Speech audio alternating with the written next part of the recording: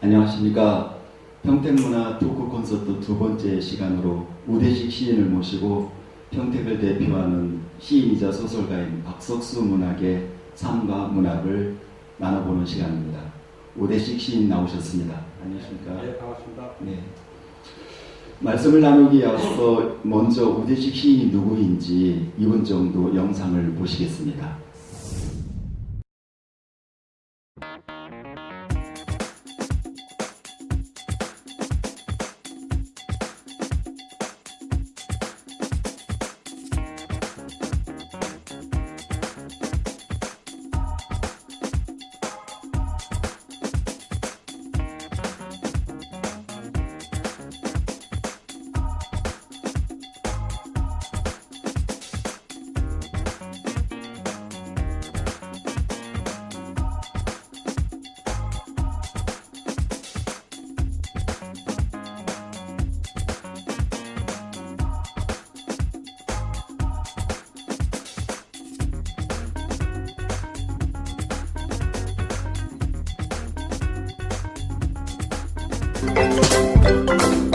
저는 이제 시를 쓰는 시인이죠. 직업은 이제 제가 오랫동안 학교 교직에 있었고 대학에서 강의를 한 10년 이상 해왔고 또 지금도 하고 있고 꿈이 있다면 제가 개인적으로 생각하는 문학이 있어요. 시가 궁극적으로 쓰고 싶은 그런 시에 도달하기 위해서 공부하는 사람이죠, 사실은.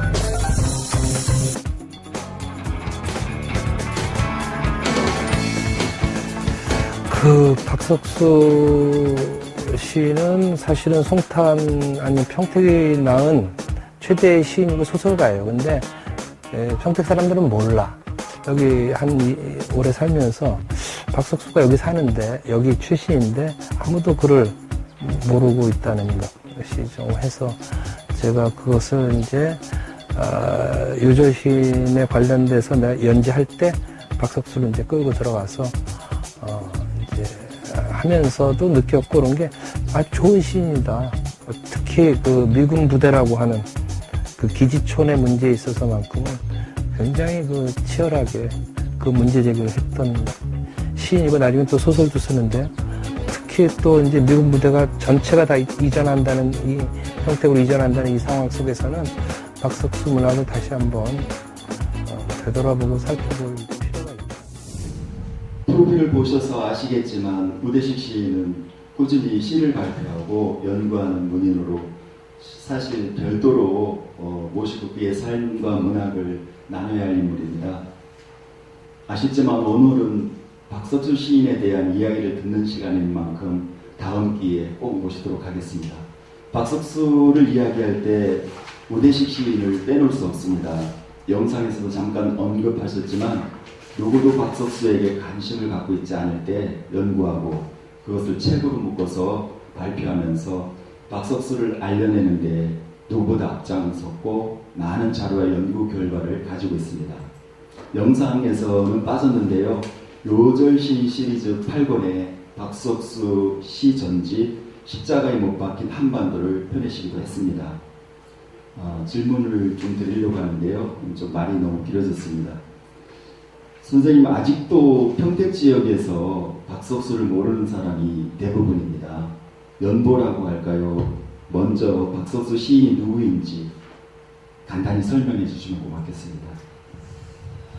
예, 그 박석수 시인은 평택 지역에서 아직 모르는 분들이 많이 있습니다. 근데 사실은 이제 그 박석수를 실제 만나보고 49년생이니까 그 관계했던 분들이 아직 많이 계십니다. 근데 보고 했던 분들이 여전히 계시고 최근에 이제 관심들을 이제 불러일으키면서 이제 그거에 관련된 여러 가지 이제 기념되는 일들을 하려고 지금 준비 중에 있습니다. 문인으로 보자면 박석수는 평택에서 어떻게 보면 평택 지역의 최초의 시춘문예로 시로 등단한 시인이고 또 월간문학 지금은 월간문학이 사실은 별로 이렇게 크게 뭐 각광받는 잡지는 아니지만 70년대 80년대 우리 한국을 대표하는 문인들이 다 월간문학 출신들이 굉장히 많습니다. 그걸 또 소설로 등단하고 그 자체로도 사실은 평택을 대표하는 문인이었고 또 하나는 그 시로 또 소설로 그 지역성 그러니까 그 평택의 기지촌 문학에 대해서 안고 있는 그 문제에 대해서 가장 냉철하게 비판적 시선을 가졌던 그런 분입니다. 그래서 최근에 이제 대출이 문제도 있고 해서 그 박석수의 그런 질문들이 오늘날 다시 또다시 평택에서 우리와 미국의 관계는 어떻게 설정돼야 되는가 하는 측면에서 우리에게 다시 어떤 열쇠를 줄 수 있는 분이다. 그래서 문학이라는 것이 이렇게 철학처럼 이렇게 철학 같은 경우는 이제 그 전체를 가지고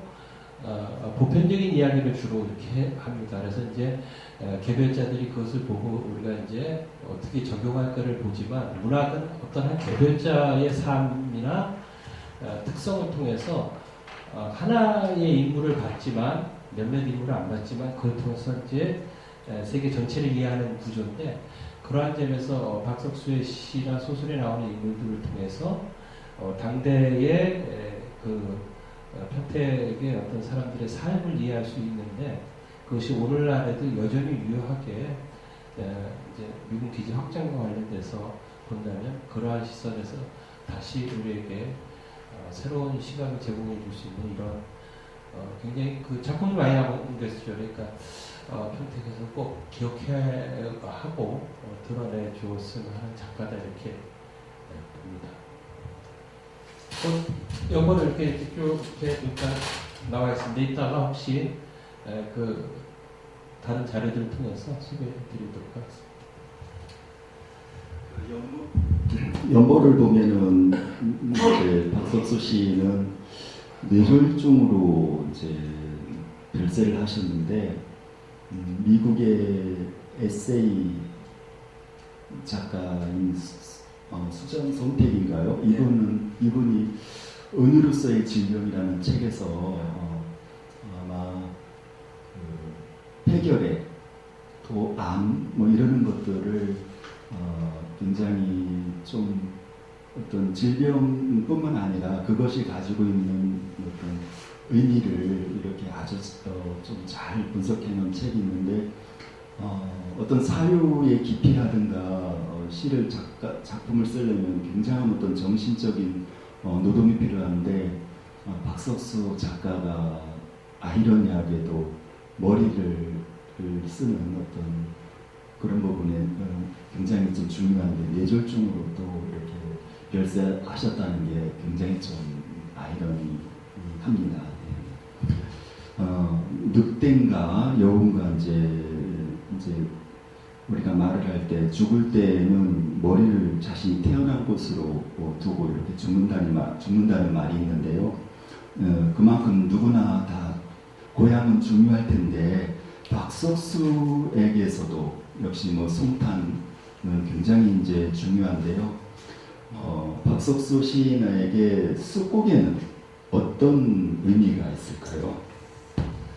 네, 지금 뭐 앞에 수정선택 얘기도 그렇고 박석수는 이제 사실은 그 학력으로 보면 이제 3일 상고 중퇴쯤 되는 나중에 뭐 적절 발달 하지만 그런 분이 사실은 신춘문예 시 소설 다 하고 서울 올라가서 그 굉장히 많은 굉장히 정력적인 어떤 출판이면서 활동하는데 아마 자신이 가지고 있는 모든 것을 다 쏟아붓게 됩니다. 근데 이 고향은 이 평택의 특히 숲곡의 송탄이라는 이 고향은 박석수에게는 박석수 문학 자체가 사실 그러한 제목도 있고 쑥고개라는 시집도 있고 쑥고개라는 소설집도 있고 할 정도로 그 굉장히 고향은 중요하고 박석수의 시에 가장 많이 나오는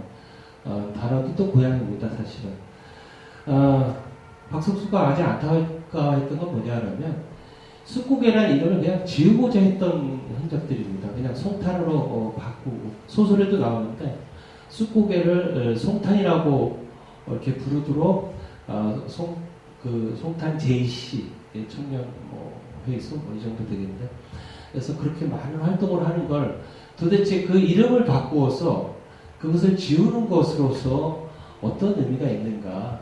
그러니까 좀 더 본질적으로 그 쑥고개 문제를 철책하고 이해했을 때 그 지명도 의미가 있는 건데 그냥 송탄으로 한자로 이름을 바꾸는 것은 의미가 없다. 또 그 소설에 고향이라는 소설이 있습니다. 그거 보면 그 송탄에 사는 한 여성이 소설을 쓰면서 자신의 소설을 도와달라고 이렇게 계속 보내는데 굉장히 소설이 수준이 안 좋아서 이렇게 그냥 이렇게 보는 둥 마는 둥 하다가 직접 만나서 이야기를 하면서 그 여자 분이 하는 말을 이 소설에 나와 있는데 뭐라고 나왔냐면 경주나 뭐 대구, 대전 뭐 이런 데 가서 미국 사람을 만나면 고향 사람을 만난 것처럼 반갑다고 이 사람이 얘기합니다.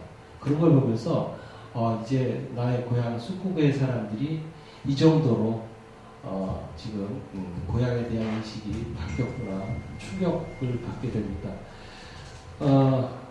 그 최근에 이제 수원에서는 이제 박석수의 유년기를 수원에서 보냈고 또 박석수의 그 작품 특히 첫 시를 보면 술래들을 보면 그 영부동에 살았다는 얘기가 많습니다. 그래서 수원에서 이제 그 박석수를 수원의 문인으로 지금 편입하는 작업들 하고 있고 지금 수원 문인협회에서는 박석수 평전을 뭐 길지 않게라도 써서 하려고 하는 지금 상황입니다. 그러니까 그럼에도 불구하고 제가 이제 누누이 얘기하지만 그 박석수의 문학의 본령은 쑥고개에 있다. 그리고 그 작품이 증명해 주는 바다. 그래서 그럼에도 불구하고 아까 얘기해드린 수구지심 그 이제 여우죠. 여우가 죽을 때 머리를 고향에 이제 둔다는 건데 그럼에도 불구하고 고향에서는 박석수를 별로 썩 좋아하지 않았다. 왜냐하면 쑥고개라는 이름을 계속 드러내는 지우고 싶었던 겁니다. 지역 사람들은. 그래서 그 어떤 그 상처를 지우고 지운다기보다는 덮고 싶었던 건데 박석수는 상처를 그렇게 덮어서는 안 된다는. 그래서 더 분명하게 치열하게 그것을 드러냄으로써 문제적 요소도가 무엇인지 알게 만들어주고 싶은 게 박석수였고 그러다 보니까 지역의 어떤 뭘 이끌어가는 분들의 입장에서는 박석수가 미울 수밖에 없었던 거였다. 그래서 그것 때문에 사실은 고향에서 환영받지 못하는 한때 그러한 측면이 있었습니다. 그럼에도 불구하고 박석수는 작품에서 끝까지 쑥고개에 관한 이야기들을 하고 있다는 점에서 두 가지 양가의 감명이 다 있을 것 같아요. 정말 고향을 사랑하는 마음과 고향으로부터 밀려난 어떤 그 안타까움들이 여전히 있지 않을까 이렇게 생각합니다. 전에 이제 어떤 글에서 선생님은 박석수에게 쑥고개는 문학의 젖줄이다 이렇게 이제 표현하신 게 기억이 나는데요. 네, 잘 알겠습니다. 박석수 시인은 문인 중에서도 뭐 전혀 없는 것은 아닌데 먼저 시인으로 등단을 해서 시인으로 활동하다가 중간에 다시 소설가로 그냥 은근슬쩍 내가 소설을 발표하는 게 아니라 정식 어떤 문단을 통해서 작품으로 재데뷔를 하게 됩니다. 이렇게 시와 소설에서 두루 어떤 작품성을 인정받고 있는 사람인데요. 어떤 데뷔한 순서부터 시에서 소설가로 이렇게 변신을 했는데 먼저 박석수 문인의 시세계를 좀 말씀해 주시는 게 좋을 것 예, 같습니다. 그 박석수는 이제 그 지금 말씀하신 대로 시로 먼저 이제 등단했습니다. 시로 등단을 대한민국으로 했으니까 그 신춘문예로 20대 초반에 등단했어요. 그러니까 당시로 보면 굉장히 사실은 그 자랑할 만이고 또 부러움을 많이 받았습니다. 사실 왜냐하면 박석수의 선배뻘 되는 시인들이 이제 수원 안양에 주로 있었는데 그 이제 되게 이제 임병호 선생이나 지금 김대교 선생이나 이런 분들인데 이런 분들이 그 후배처럼 제자처럼 이렇게 생각하고 있었는데 그가 갑자기 이제 신춘문예를 등장을 했으니까 그리고 사실 문인들이 시샘이 많아요. 사실 셈이 누가 뭘 하면 축하한다고 말은 하지만 나도 집에 가서 다시 막 이렇게 더 이제 발버둥을 칠 텐데 그 20대 약간의 나이에 신춘문예에 나왔으니 사실은 또 지방에서 이렇게 활동하면서 튀어 나왔으니까 사실은 어떻게 생각하면 굉장히 기고만장할 수 있는 구조였습니다. 근데 그리고 또 굉장히 자부심이 강했던 사람이고 스스로 천재라고 생각했고 그러다 보니까 작품색 첫 시집이 71년도에 대한민국으로 등단하고 신춘문예 그때는 문인이 많지 않았으니까 나오면 굉장히 사실은 일정 기간 이렇게 각광을 받게 이렇게 조명을 좀 하는 측면인데 현대문학에서 뭐 아직도 뭐 현대문학의 권위가 있죠. 근데 그때 현대문학에 대단한 권위가 있었는데 그래서 장편시를 연재했으니까 기회를 충분히 받았는데 본인의 생각과 굉장히 달랐던 것 같아요. 그래서 이 정도면 한국 문단을 꽝꽝 흔들었다 놨겠다 이렇게 싶을 정도로 자기 써서 보냈지만 아무런 이제 반응이 이제 없게 됐는데 그래서 이제 76년도에 이제 시집 냅니다. 그 첫 시집이 이제 그 술래 노래인데 76년도에 나오고 나중에 그 두 번째 시집에 보면 자서에 뭐라고 나왔냐면 자신의 어머니가 첫 번째 시집을 낼 때 돈을 빌려다 줬다. 그래서 그 돈으로 시집을 내고 그 돈을 못 갚아서 굉장히 고생한다는 얘기. 그것으로 인해서 어머니가 병을 얻으셨다. 그래서 돌아가셨다. 이렇게 써놨는데 이게 드라마틱하게 써놨는데 그것이 뭐 다 사실은 아닐지라도 분명한 것은 그때 시집은 신문학사에서 나왔을 때 신문학사는 당시로서 가장 좋은 출판사입니다. 신문학사에서 나왔으니까 그 출판사는 좋은 출판사였고 근데 이제 처음 찍었는데 실제 제가 가장 존경하는 사람들에게 보낸 거의 40부 내외를 제하고 900 그리고 20부 정도 보내고 20부는 야구당 종로 서점에 갖다 줘서 위탁 판매시키고 960부 그대로 안고 있다. 이제 자기 말로는 다 태워버렸다. 왜? 이렇게 각광받지 못하는 문학을 내가 한다는 것에 대해서 굉장히 자괴감을 가졌고 그래서 결국은 뭐 김대규 선생님도 지금 하십니다. 그 분석행 박석수식의 분석행이다 이렇게 얘기했을 정도로 했는데 그 첫 시집의 시는 사실은 유년 시절의 이야기들이 많습니다.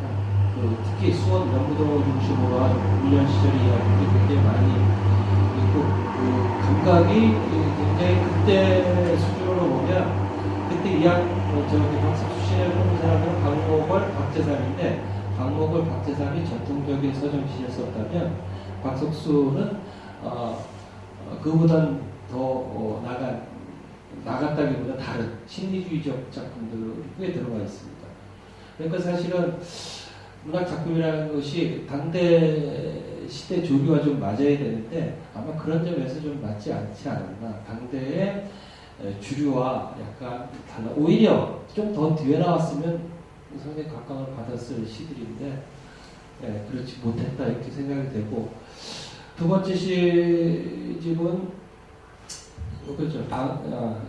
이게 첫 번째 시집입니다. 이 첫 번째 시집은 지금 구할 수 없죠. 당연히 구할 수 없고 뭐 저도 지금 도서관에 기증하고 나서는 한 부도 없고 복사본 이제 하나 갖고 있고 두 번째 시집이 이제 방학이니까 평민출판사에서 나오는데 뭐 이 시집은 이제 뭐 잘 알려져 있듯이 미국 국회 도서관에 소장되어 있다.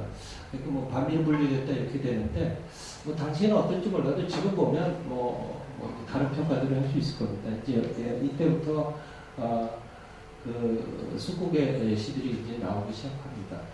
근데 이제 박석수 씨가 첫 시집, 두째, 셋째 시집이 이렇게 전혀 다른 개별적인 시집이 아니라 막 섞여 있습니다. 그리고 어떤 시는 또 개작이 돼 있기도 하고 다음 시집으로 오면서 뭐 이렇게 되어 있고 이게 이제 숙국이가 이제 이게 세 번째 시집인데 여기에 와서야 이제 완벽하게 사실은 숙국의 1, 2, 3, 4 이제 해서 부재 붙여가면서 이제 작품들이 이제 나오기 시작합니다.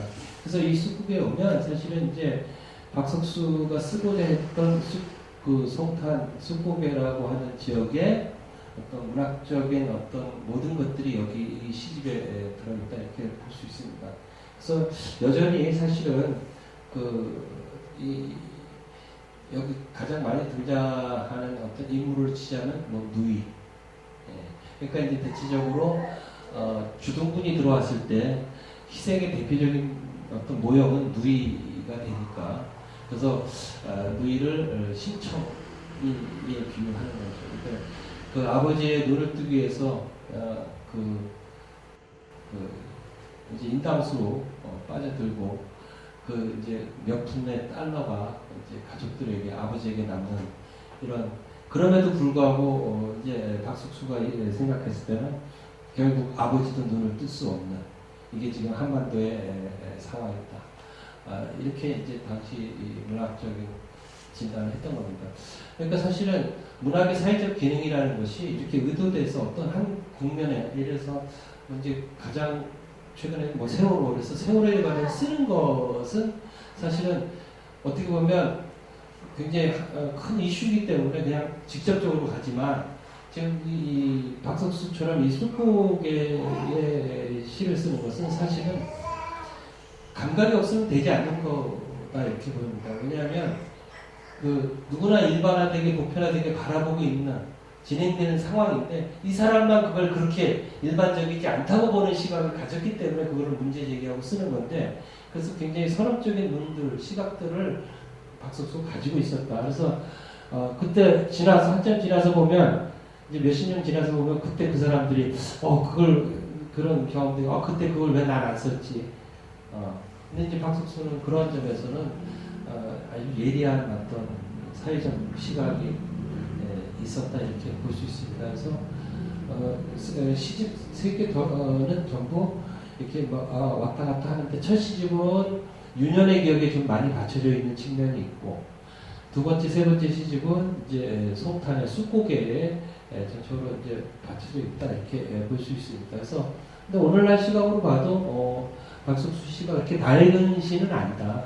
그러니까 시간이 지나면 우리가 좀 낡게 보이는 게 있는데 박석수 씨는 여전히 왜냐하면 굉장히 전투적인 측면이 심리적으로 그 전투적인 것은 그 시간이 가도 뭐 지금이나 그때나 여전히 마찬가지인 측면이 있기 때문에 박석수 씨가 이렇게 낡은 것은 아니다 이렇게 지금 봐도 그럼 소설은 소설로 넘어가기 전에요. 네. 이제 그 송탄 지역에서 박석수 시인의 어떤 작품을 굉장히 이제 반대하고 환영받지 못했다고 이렇게 하셨고 또 이승하 교수님하고 이제 선생님이 세 권의 어떤 시집을 이제 묶은 시 전집을 만드시면서 시집 제목을 십자가에 못 박힌 한반도라고 이렇게 이제 제목을 붙이셨는데 아마 시 어느 부분에 이제 구절이 그런 부분이 나오는데 나중에 좀 예리하게 이렇게 잡아내셔서 제목으로 이렇게 하셨는데요. 좀 그 내용이 시 내용이 구체적으로 어떤 건지 대표적으로 보여줄 수 있는 게 어떤 건지 왜 그 지역 주민들이 조금 이렇게 꺼려하고 이제 우리 지역 거를 왜 이야기하는지 어떤 내용인지를 한번 대표적인 시 한 편으로 말씀해 주시면 좋을 것 같습니다. 지금 이제 그 제목은 이제 그때 시 전집 내에서 가장 박석수다운 제목이 뭔가를 이제 이승하 선생하고 같이 이제 고민하면서 아마 박석수가 가장 고민했던 것이 이거일 것이다. 그래서 한반도가 십자가를 못 박혔다. 근데 이제 그 한반도는 사실은 우리 민족의 그냥 이렇게 지칭이지만 좀 더 내려오면 좀 더 축소해서 얘기하면 그것이 숫고개가 십자가에 달려있는 또 형국이다 이렇게 얘기할 수 있습니다. 그래서 이 그 뭐 한 편을 들자면 신청을 위하여 숫고개에 보면 제가 뭐 잠깐만 한번 읽어보죠. 헐벗은 우리의 가슴에 한입 낙엽으로 떨어져 썩귀에요. 인당수보다 더 깊고 깊은 양키들의 털부숭이 가슴에 얼굴을 묻고 흐느끼는 위야. 내 몸과 바꾼 시국을 화대로도 애비들의 눈은 띄어지지 않는다. 아름다운 연꽃은 끝끝내 피어나지 않는다.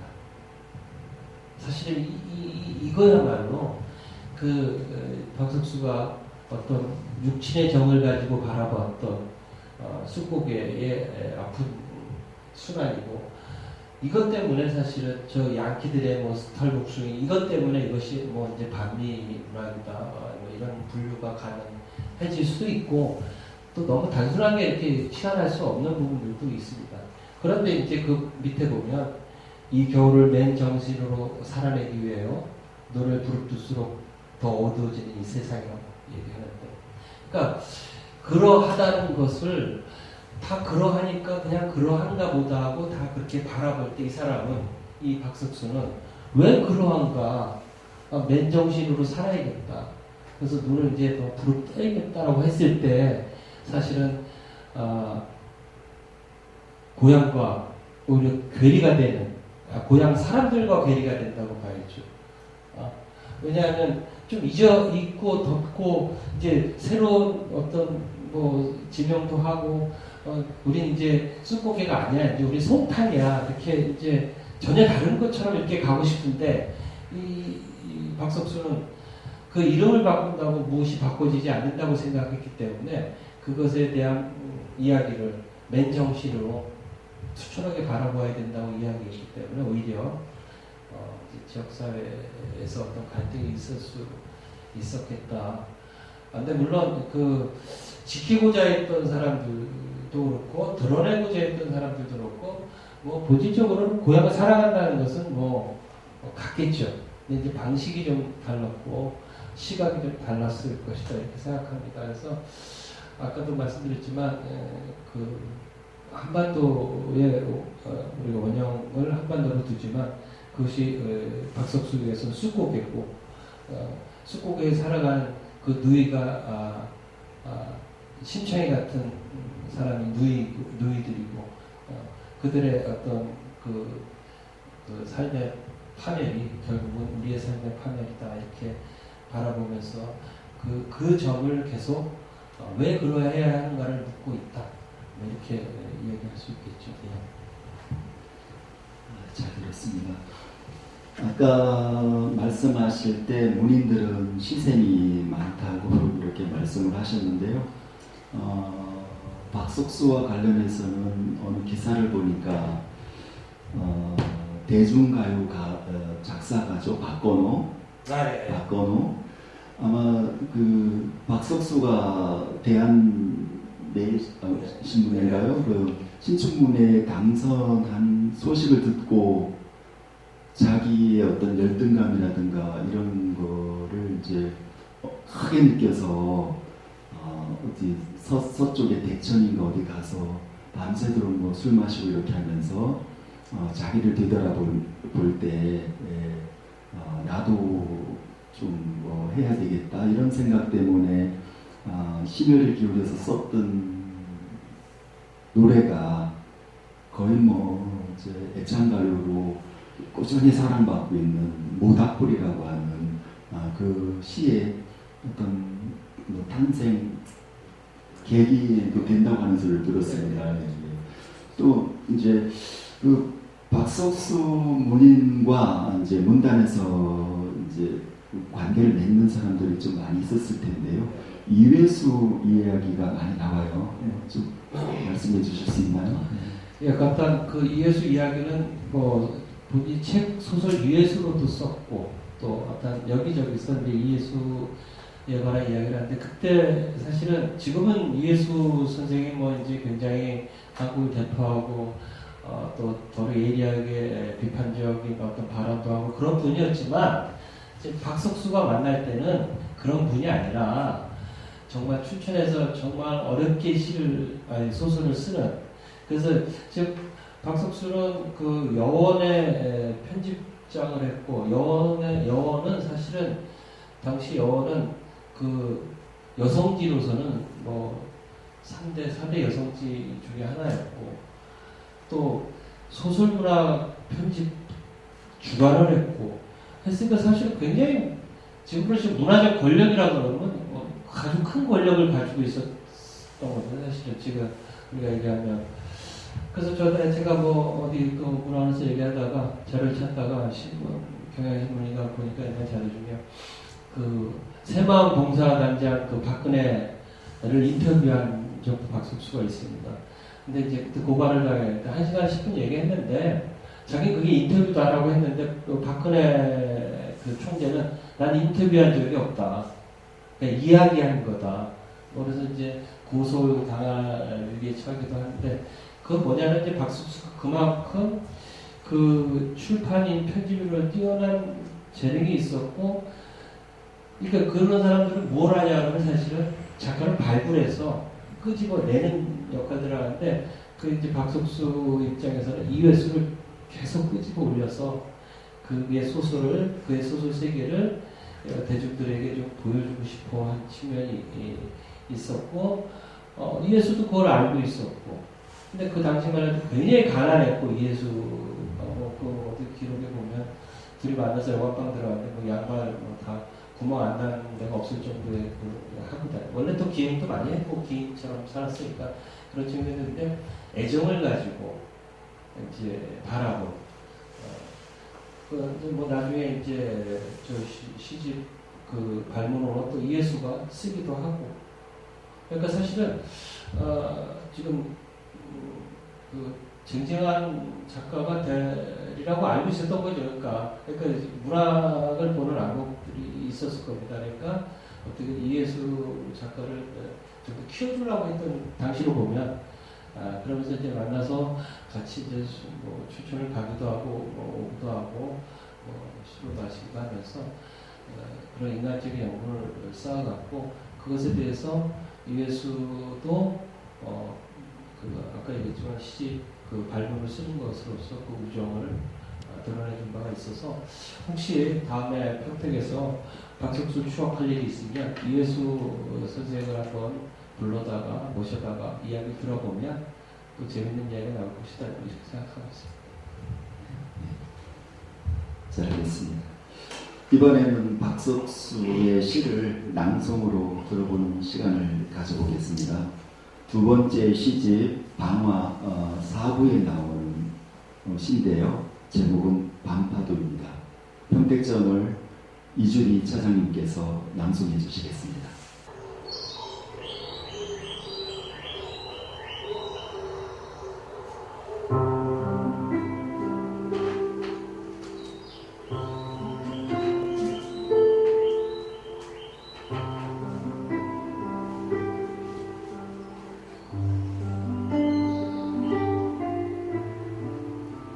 밤파도 박석수 해변가 허름한 하숙에 엎드려 그대가 밝은 곳에서 듣다가 남겨둔 밤파도 소리 듣는다. 남은 파도는 밤새도록 바위에 머리를 찧어가며 어머님의 애초로 울어온다. 오늘 이 지상에서의 내 몫은 저 한 음절의 밤파도 소리뿐. 여름 한때 그대가 놀다가 버린 아름다운 파도를, 젊은 날 그대가 함부로 버린 사랑의 말들을 고 한 번은 생각하라. 밤파도 소리 들으며 잠 못 이루는 버림받은 젊은이, 밤파도 소리 되어 그대의 높은 베갯머리 꿈속을 향해 지금 떠나는.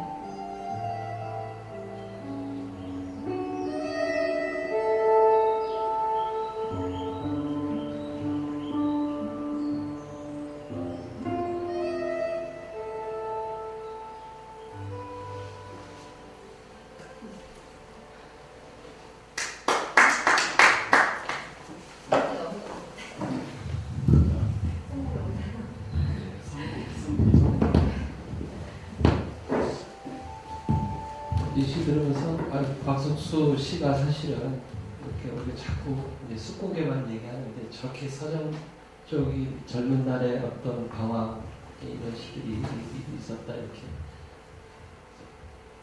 좋은 시간. 예. 이번에는 이제 그 박석수 문인의 소설을 가지고 말씀을 나눠보겠습니다. 박석수 시인이 장르를 달리하면서 소설을 특별히 썼었던 이유가 있었을까요? 저는 있었다고 보는데 왜냐하면 시는 구조로 보면 서정이고 소설은 서사인데 지금 서정에서 서사로 돌아가는 경우들, 윤은영 같은 작가들 이런 것들도 다 이제 시를 쓰다가 이제 서사로 가는데 그 어떤 목마름, 이야기에 대한 목마름이 있었다 이렇게 보여줘요. 그러니까 좀 더 어떤 국면을 풀어서 이야기하고 싶은데 시는 그러한 어차피 그 제한적인 요소들이 있기 때문에 소설로 갔을 것이다. 그게 뭐냐 하면 그러니까 지금 박석수의 문학을 보면 시하고 소설하고 같은 경우들이 굉장히 있어요. 개고초 시에 나오면 소설에도 그것과 유사한 소설의 장면이 등장하게 되는데 그러니까 이제 이야기를 풀어서 하고 싶다는 어떤 욕망들이 박석수에게 있었을 것이고 어떤 영향을 준 사람들이 있었을 것인데 그 대표적인 분이 이제 천성세 선생이다.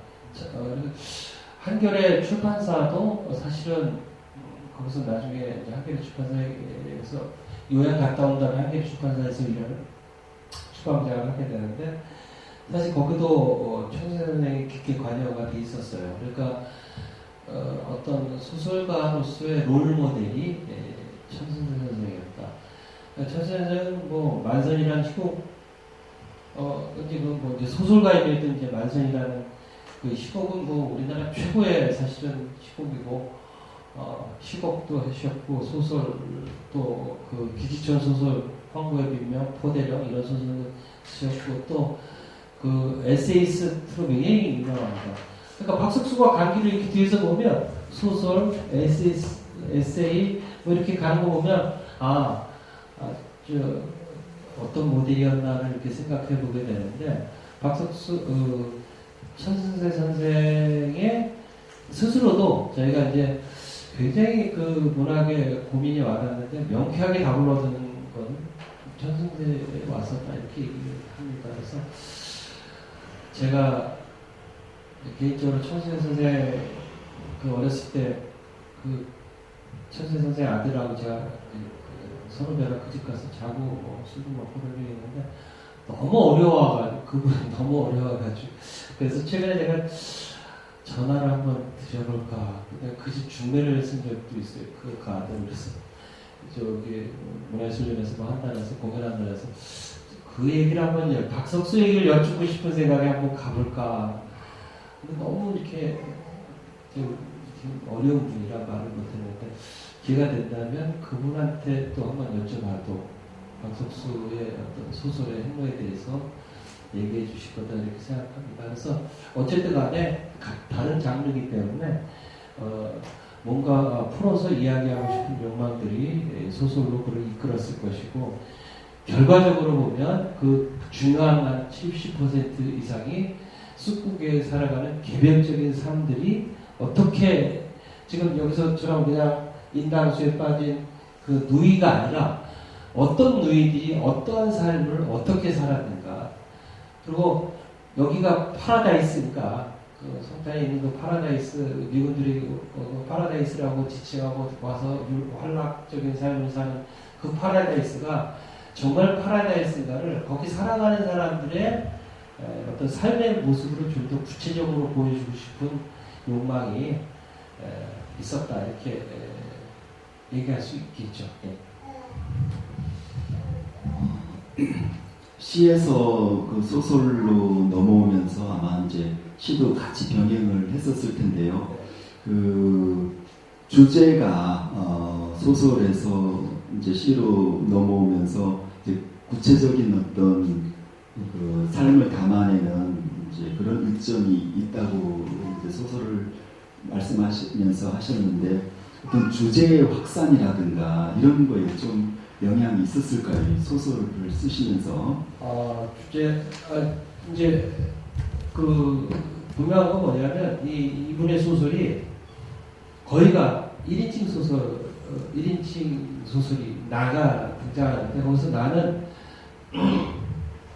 한 70%가 숲고개의 어떤 청년, 학생 뭐 이런 식의 나고 또 이제 다른 쪽에 나는 기자, 출판사에 있는 나인데 사실 이제 한쪽은 그 아까 얘기했던 숲고개 측면에서는 주제적 측면에서는 소설과 시가 별 다르지 않을 거다 이렇게 보고 나머지 이 소설 나머지 이제 다른 소재를 가지고 쓴 소설은 어떤 측면에서는 약간 통속적인 측면도 또 있습니다. 있고 또 신문 연재 소설은 뭐 이제 신문 연재 소설이 갖는 통속성이야 뭐 말할 것도 없고 그러한 점에서 봤을 때 사실은 지금 과로 따지면 최인호와 유사한 어떤 길을 가지 않았나 그런 측면에서는 근데 이제 좀 더 사셔서 더 많은 작품이 나왔으면 훨씬 더 그 주제를 확장해 나갈 수 있었을 텐데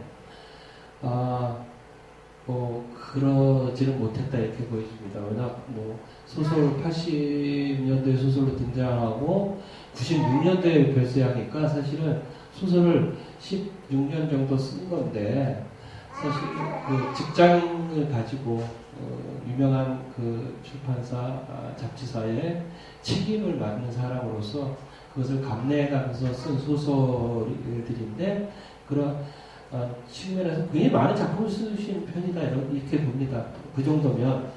근데 또 불구하고 이제 작품이 세계가 좀 더 이제 확장적으로 변모해갈 어떤 타이밍이 있었을 텐데 그 타이밍을 살아내지 못했다. 그러니까 결국은 명이 국가제품이 허락되지 않았는데 어떤 큰 주제로 보면 사실 시에서 구현하려는 같이 썼을 테니까 주제와 그 숲고개라는 측면에서 맞물려 있다 이렇게 생각합니다.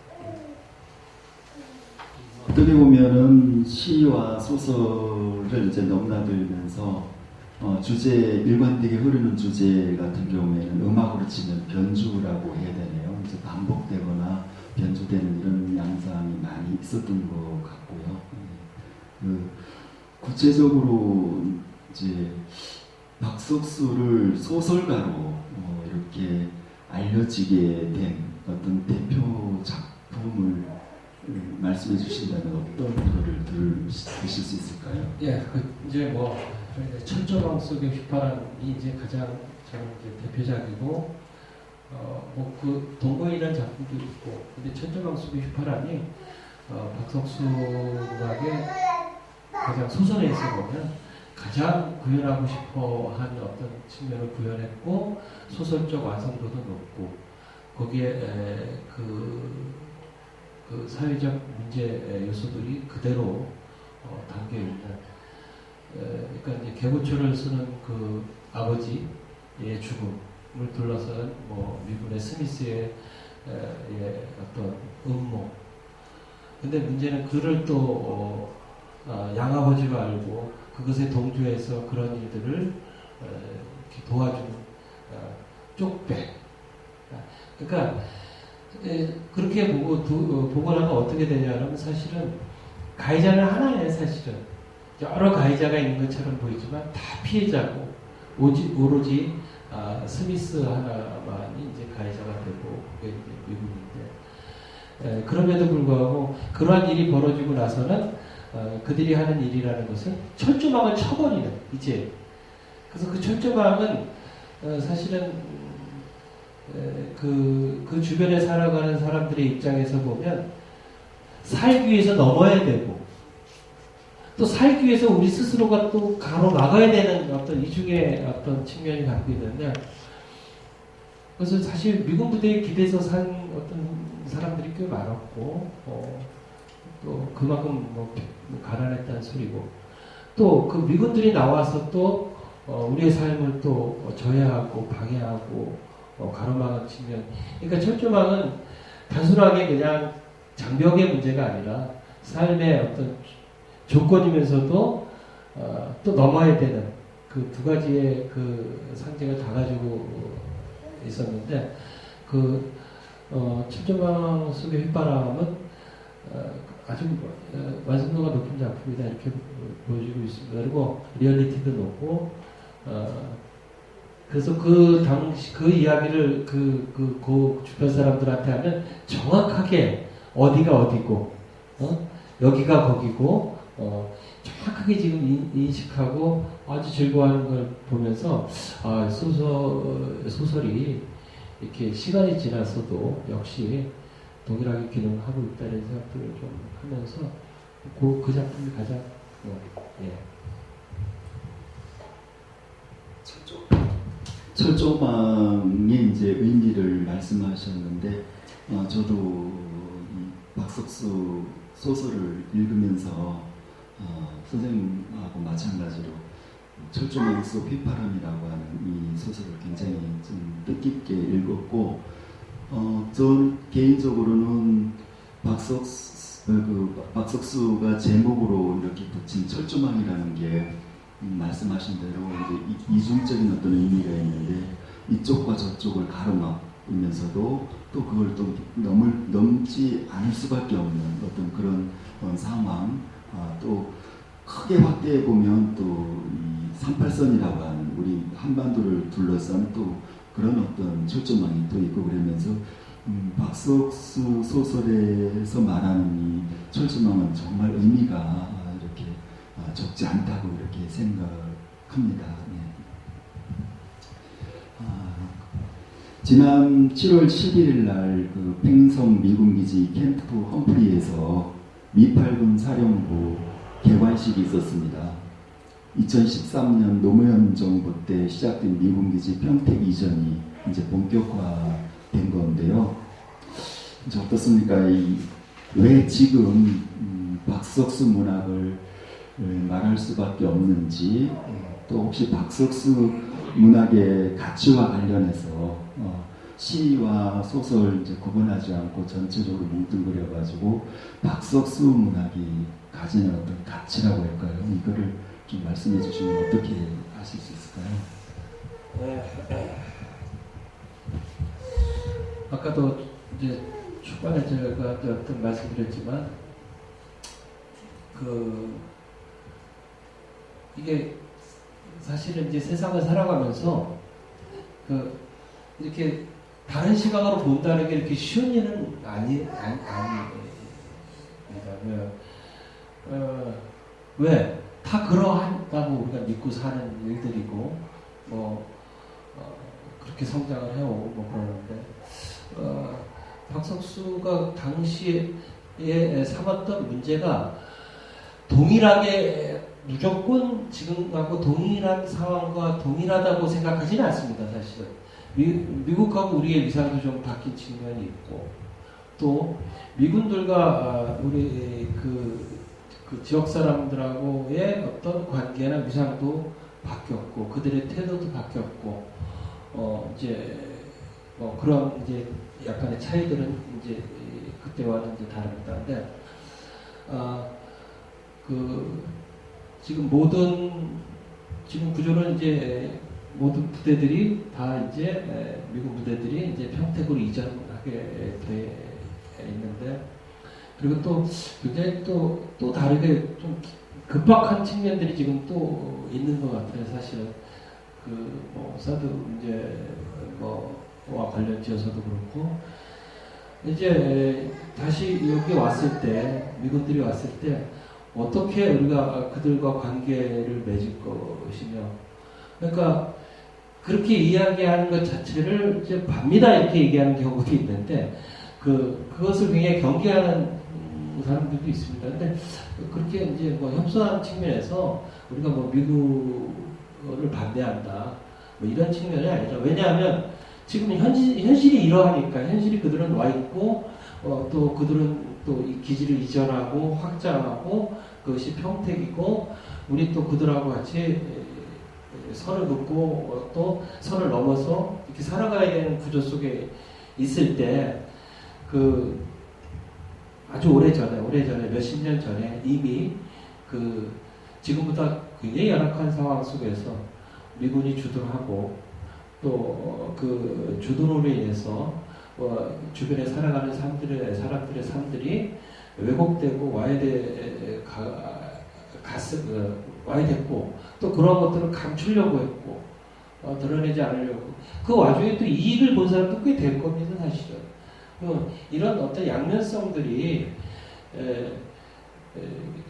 그 지역 이 송탄이라는 지역에서 과연 어떤 의미를 띠는지를 이제는 송탄 평택에서 지나간 것을 이렇게 반추하는 것이 아니라 지나간 어떤 박석수라는 어떤 문인의 기록이 있으니까 오히려 선제적으로 그것들을 바라보고 계획하고 위상을 이렇게 세워나갈 수 있는 어떤 바탕을 미리 마련해줬다 이렇게 저는 생각합니다. 그래서 앞으로 미군 부대가 평택에 이제 전체적으로 들어올 때 박석수의 문학이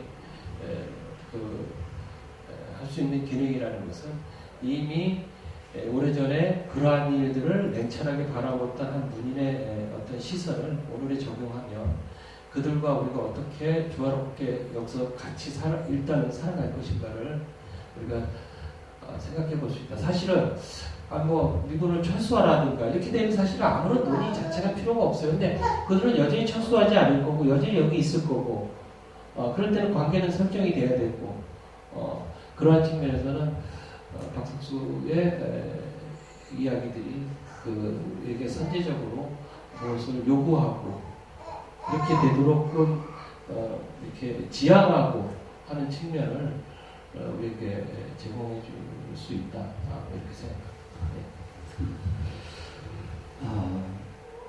이 박석수 문학하고는 조금 이렇게 관련이 없는데 내일이에요. 또 박석수 기념사업회가 평택에서 창립식을 갔는데요. 박석수 기념사업회 조금 관여를 하시고 계셔서 말씀 좀 해주시죠. 뭐 관여했다기보다 이제 잠깐 제가 이제 조금 이제 빼먹은 게 있는데 박석수 기념사업회가 아까 이제 선생님 이제 우리가 소개하는 프로필에서 15년, 17년 이쯤에 누구도 관심 갖지 않았었던 저 혼자 알려나가는데 굉장히 노력해온 어떤 그런 결실이 차곡차곡 쌓여서 내일 이제 기념사업회가 출범하는데 아마 선생님이 좀 남다를 수도 있을 것 같아요. 하여튼 제가 박석수를 주목하고 이제 글을 쓴 게 2006년, 2005년쯤 되니까 쓰고 많은 관심들이 주변에 있었고 그래서 시 전집을 냈고 전집이 나와서 이제 지역에 이제 좀 나눠서 보고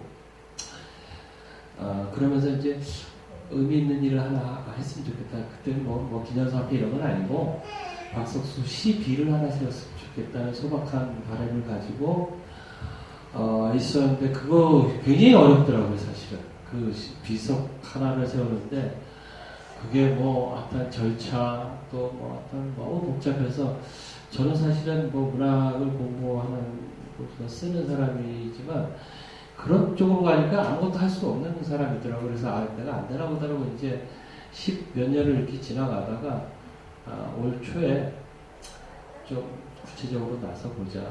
아니 그리고 그 전에 이제 그 사실은 이제 평택 문화에서 굉장히 사실은 박석수에 대해 많이 다뤘죠. 그 힘이 커요 사실은. 그래서 박석수를 많이 알게 됐고 사람들이 관심을 갖게 됐고. 그러니까 이제 어떤 저널이 가진 힘이 있다. 그런 와중에 이제 소박하게 이제 몇 가지 일들을 해보려고 이제 기념사업회 너무 거창한 이름이라 저는 이제 어떤 뭐 이렇게 해서 하다 보니까 이제 그것을 맡은 분들 또 책임을 맡은 분들 이런 분들이 굉장히 이야기를 내셔가지고 뭐 회원이 지금 100명이 넘죠. 100명 그 발기인이라 해서 창립 기념대 벽에서 10만 원씩 회비를 내야 되는데 그분들이 100명 넘게 해서 1000만 원이 넘는 돈이 아마 적립이 돼 있을 거고 그것이 내 결실을 냈습니다. 하나 바람이 있다면 이 어떤 모임이나 조직이라는 것들이 사실은 의도된 바하고 다르게 갈 수도 있는 측면이 있다. 근데 분명한 것은 박석수는 쉽게 얘기해서 글쟁이다. 시를 쓰고 소설을 썼던 사람이고 끝내 얘기해야 될 것은 박석수의 시와 소설이지 예를 들어서 어떤 다른 뭐 엄청난 국면을 자꾸 만들어갈 수는 없다. 그래서 그 본령에 충실하게 드러내주는 것. 그래서 지역사에서 그때의 고민을 아까 마지막 질문처럼 오늘날 어떻게 유의미하게 그 질문에 답을 할 것인가를 서로 고민해 보는 것이 아마 기념사업회에서 우리가 이제 해야 될 일이 아닐까. 그리고 또 뭐 저는 이제 이렇게 돼서 기념사업회까지 꾸려지고 회원이 100명씩 돼서 이제 안심하고 그냥 저는 다른 일을 할까 이렇게 생각 중에 있습니다. 이제 박석수 일은 이제 지역의 분들이 맡아서 해주시면 좋겠다. 그래서 저 조직하고 잘 안 어울리는 사람이다. 이렇게 생각이 들더라고요. 그래서 이제 몇 가지 오기에 굉장히 고맙고 자연스럽고 지금 박명 대표님도 왜 노력해 주셔가지고 여기까지 왔다. 그래서 박석수 문학을 사랑하는 사람들이 사실은 곳곳에 숨어 있다. 그러니까 자기 드러내지 않고 그런 분들이 좀 더 관심을 가지고 진행하면 의미 있는 일들을 해나갈 수 있겠다. 이런 생각을 합니다. 예정된 시간보다 훨씬 늦어졌는데 혹시 박석수와 이제 박석수 문학을 이야기하면서 좀 빼놓은 게 있다거나 꼭 이제 드릴 말씀이 있는 게 있다면 말씀해 주시면 좋겠습니다. 일단은 지금 이제 박석수 하면 그 소설이다, 시인이다, 소설가다 이렇게 하지만 이제 작품들을 제가 이렇게 보여드리고 싶은데 굉장히 사실은 작품 분량이 적지 않은 그 활동한 기간에 그것도 보면 수폭에 또 철제막 속에 휘파람 이건 뭐 나오자마자 3세를 찍었다고 할 정도니까 굉장히 그 당시도 각광을 받았고 경인일보에서 연재했던 소설 아픈 와중에도 연재해서 끝을 본 소설이란 참 의미 있는 일들이었습니다.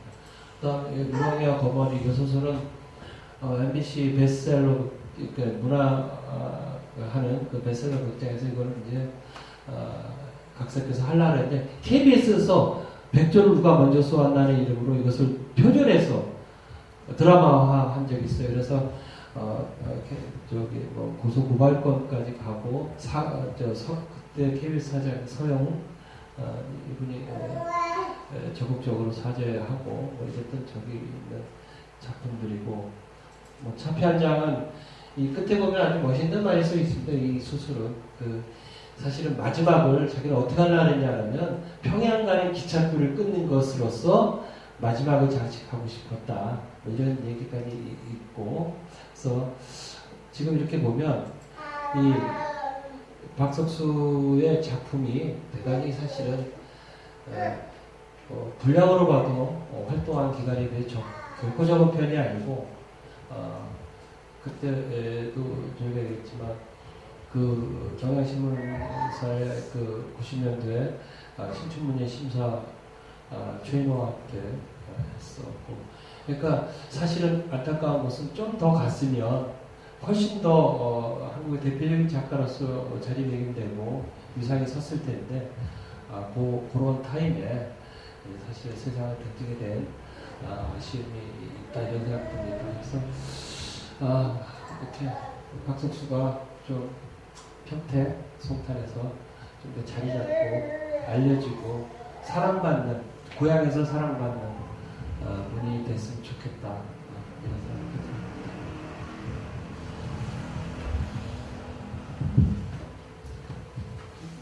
밖으로 떠나는 여행이 이제 최종 목적지는 결국 나 자신한테 돌아오는 것이라고 다들 얘기를 하는데요. 여행한 결과가 나는 누구인지, 또 우리가 누구인지 이런 것을 확인하는 거라고 할 수 있는데요.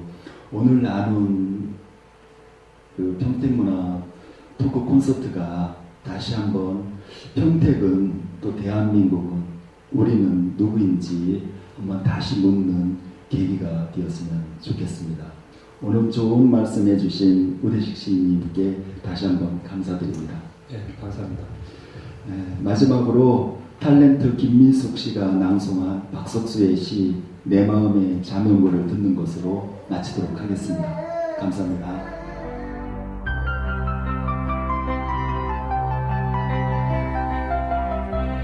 서울은 거대한 마주실. 상경 10년 만에 어찌된 셈인지 내 마음의 자명고,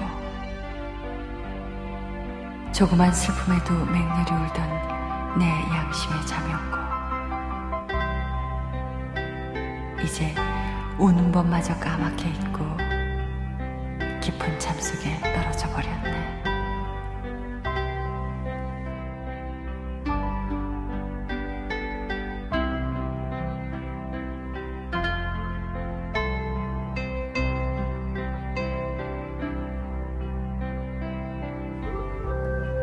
서울은 환각의 스크린.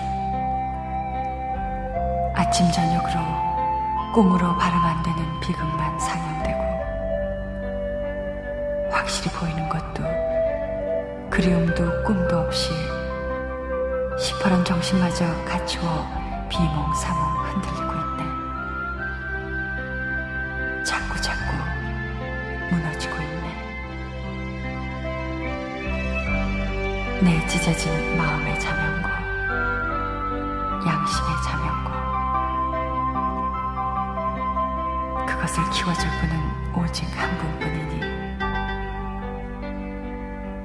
내 마음의 자명고 둥둥둥 울릴 그날을 위해 오늘 밥 말아 먹고 있음을 사랑하리. 보이지 않는 꿈을 사랑하리. 마취당하지 않는 하느님 말씀으로